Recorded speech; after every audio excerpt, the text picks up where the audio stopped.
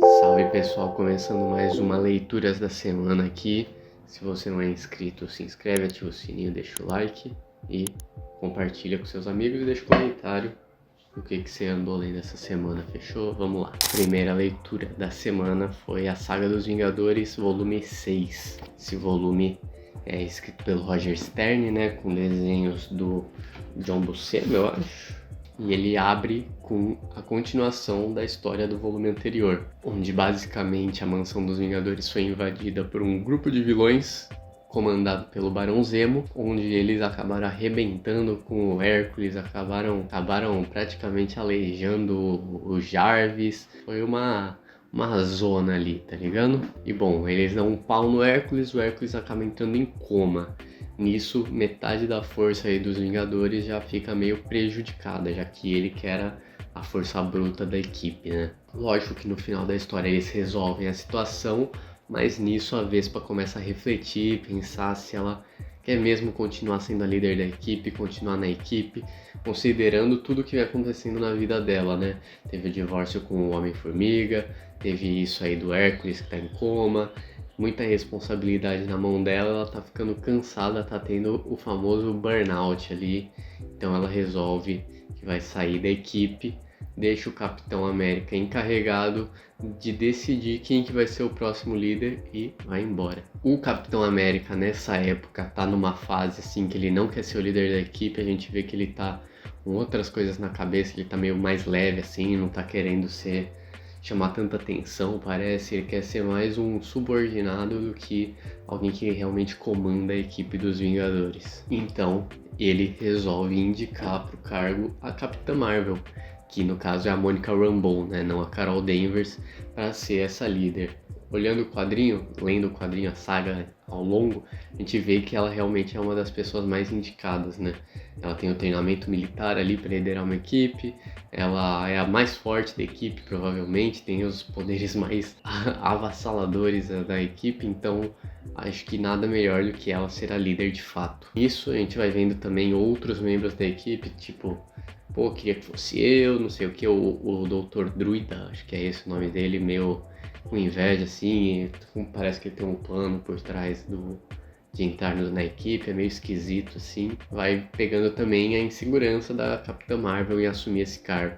Ela, a princípio, não quer ser a líder, mas ela vai refletindo, vai parando pra pensar até ela, de fato, se assumir como a líder, né? Acho que essa saga do Roger Stern é muito legal porque mostra o lado humano dos personagens, né, da Marvel. A Marvel sempre foi conhecida por ser mais humanizada do que a DC, mas tem muitos quadrinhos que a gente não pega essa humanidade, a gente não vê as inseguranças, os problemas que as pessoas têm. Aqui nesse quadrinho a gente consegue ver a insegurança da Capitã Marvel, a insegurança da Vespa, do Capitão América, do Cavaleiro Negro, do Jarvis, a gente vê assim todo mundo sendo quebrado, tendo uma humanidade maior, né? E aí também vem mais duas edições que vão fechar esse volume, né? Que basicamente o Hércules acaba sendo sequestrado, ele tá em coma lá no hospital, alguém chega, cata ele e leva pra longe. Aí a gente vai ver o Thor entrando pra equipe de novo, a gente vai ver a Mulher Hulk entrando pra equipe de novo e todo mundo indo atrás de resolver encontrar o Hércules. Nisso eles acabam descobrindo que quem tá por trás disso são os deuses gregos, né? O Hermes, o Zeus, o Ares, e vai indo, vai escalando, né?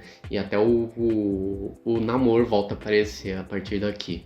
A história ainda não acaba nesse volume, vai acabar no próximo só. A segunda leitura que eu fiz essa semana foi a saga do Wolverine, volume 1. Comecei essa saga por indicação do Léo Palmieri, do Gibi Nosso de Cada Dia. Ele vive citando essa saga do Larry Hama com o Mark Silvestre lá, que é onde começa o Caolho, né, que é a persona do Wolverine em Madripoor.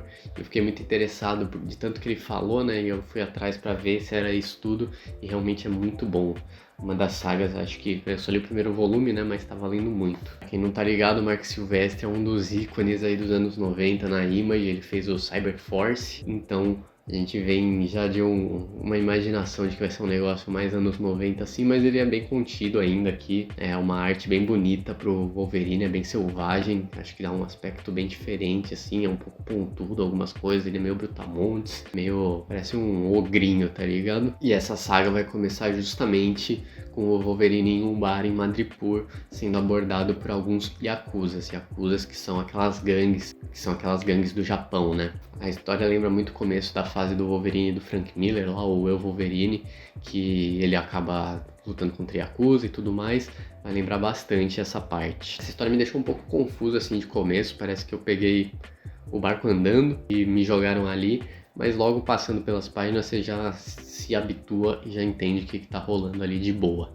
E essa primeira história vai ser muito do Wolverine tentando acabar com o tráfico de uma droga que estão criando lá em Madripoor, que é usando o cérebro de macacos da região de Madripoor. As drogas acabam deixando a pessoa mais forte, mais ágil, mais selvagem, mais do mal, né? Mais agitada, e acaba no final, depois que termina o efeito dela, acaba matando as pessoas. Essa droga tá circulando muito em Madripoor e o Wolverine tá ali vendo isso rolar e acaba tentando acabar com isso aí. Essa é uma história muito animada, assim, muito animalesca, tem muita luta, muita decepção, muito boa assim para quem gosta de um massa velho, né? Mas também tem algumas coisas por trás que são muito legais de ver, né?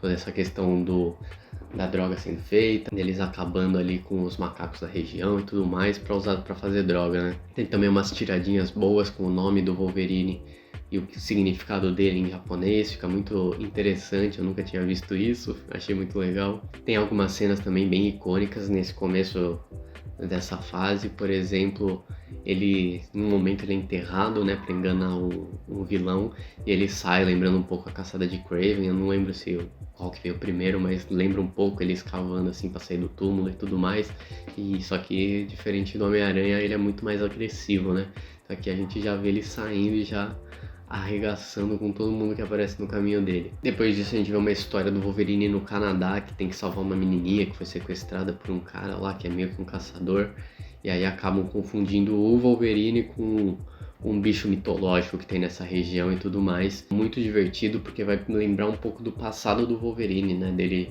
na época que ele lutava no exército e tudo mais, que é um passado que é muito desconhecido até pra gente e pro personagem que perdeu a memória, né? Então sempre que a gente vê alguma coisa desse tipo que faz referência ao passado, acho que é legal. E pra terminar, tem duas histórias, ou mais, não lembro agora o certo, com a Lady Lethal caçando o Wolverine através do espaço-tempo. Porque ela acaba tendo contato com um cara que consegue enviar as pessoas para outro tempo e espaço e acaba acontecendo isso. O Wolverine acaba voltando no tempo, numa época que tinha muita tourada e tudo mais. E era uma época que o Wolverine já estava vivo, né? Então ele volta num passado, não tão passado assim, mas bastante passado porque o Wolverine é imortal. É bem legal. Então eu gostei bastante assim dessa saga, vou continuar comprando. Vou atrás dos próximos voluminhos e espero que não me decepcione igual tá acontecendo com a saga do Homem-Aranha recentemente. E essa semana o Sunsa acabou enviando pra gente a nova publicação dele, que é a revista Cartoon Cartoons, um compilado de diversas histórias que ele tava fazendo, bastante tirinhas ou alguns estudos de caso, assim, muito uma revistinha mesmo e não tanto história, tá ligado? É mais uma revista que compila várias coisas. Aqui a gente vê diversos temas sendo abordados por ele, mas acho que o principal seria em relação à vida adulta, né? Aqui ele fala de forma muito, mas muito bem humorada, bem engraçado, como que é a vida adulta de um adulto padrão, assim, acaba tendo relações com o trabalho, relação com dinheiro, relação com amigos até, né? Tipo, dar desculpa pra não ir a tal lugar e tudo mais. E também, outro tema que ele fala muito, imagino que ele tenha feito muito durante a pandemia, é da pandemia em si, né? Ele acaba pegando diversos momentos, assim, da pandemia que eram normais, né, pra gente, e pegando momentos anteriores e usando algumas desculpas que a gente usava antes pra, tipo, não sair de casa, usando ali pra não sair de casa, tipo, pô, tá muito frio, a internet acabou ficando ruim, tipo, não tem muita relação uma coisa com a outra, é uma desculpa que ele dá, tipo, pô, tá muito frio pra gente ter uma chamada no Meet, não vai dar hoje. Tem também algumas coisas em relação ao trabalho também, de acordo com a pandemia, né? Por exemplo, no primeiro dia do trabalho, tava todo mundo arrumadinho, aí chega no último, o cara fala, eu tô pelado mesmo aqui na reunião, e é isso. Tem algumas tirinhas muito, muito engraçadas. Traz muito desse negócio do fanzine também, assim. É um formatinho menorzinho, grampeado e tudo mais. muito legal. Acho que muita gente vai se identificar assim com as coisas cotidianas que acontecem aqui, né? Além de ter algumas outras coisas mais malucas também ao longo do caminho, por exemplo, esses bichos aqui e tudo mais, que tem umas histórias divertidas. Acho que vocês deviam dar uma chance pro quadrinho do Sunsa. Eu queria agradecer ao Sunsa também por ter enviado esse quadrinho. Ele entrou em contato aqui com o canal há um tempo atrás e agora chegou, né? E eu gostei bastante. Fico muito feliz de receber coisas do pessoal. A gente já passou por aqui o Marcelo Dac também, que enviou coisa pra gente. O Mike Lee, que enviou, mesmo que digital, né? A gente acabou lendo, fez até um vídeo sobre. Então, muito obrigado pessoal aí que vem enviando as coisinhas e confiando na gente. E essa semana eu li também um voluminho de Vinland Saga, número 27. Acho que foi o último que saiu no Brasil. Eu já tava há muito tempo sem ler Vinland Saga, porque os volumes estão saindo muito espaçados, porque tá acompanhando o do Japão, né? E também eu fico esperando promoção para pegar os volumes, então acaba demorando assim uma eternidade até eu conseguir o volume seguinte. Mas bom, para quem não conhece, Vinland Saga é uma história sobre vikings, principalmente sobre o Thorkin, que é um menino que teve o pai assassinado por um outro viking chamado Askeladd. E ele acaba entrando pro grupo do Askeladd jurando vingança a ele. Então ele acaba várias vezes ao longo da vida tentando assassinar o Askeladd e o Askeladd desdenhando dele porque ele não tem força suficiente para isso. E ao mesmo tempo mantendo ele do lado como um dos seus assassinos para quando eles invadirem lugares por aí, né? Então o mangá começa sendo essa história de vingança. Porém acontece um time skip e tudo mais e o Thorfinn não é Thorkin. Thorfinn é o nome dele. Acaba rolando um time skip e nisso o Thorfinn acaba virando um pacifista. Ele consegue reunir um grupo de nórdicos que vai pra América, que é um lugar que ele estava ouvindo muito falar, e lá eles prometem criar uma cidade, criar um lugar chamado Vinland, que vai ser um lugar que não vai poder ter armas, vai ser tudo pacífico, eles vão começar a plantar e tudo mais, e vai ser tudo às mil maravilhas. Nesse volume eles já entraram em contato com o povo de Vinland, né, os americanos no caso, que são indígenas nessa época. Eles estão trocando ideia, tudo mais, trocando objetos, um tá aprendendo com o outro, aprendendo suas línguas. Porém, tem gente dos dois lados que estão tramando contra isso, porque alguns nórdicos são tipo, caralho, a gente tem que se armar, pessoal, senão em algum momento os indígenas vão se revoltar e a gente vai se fuder.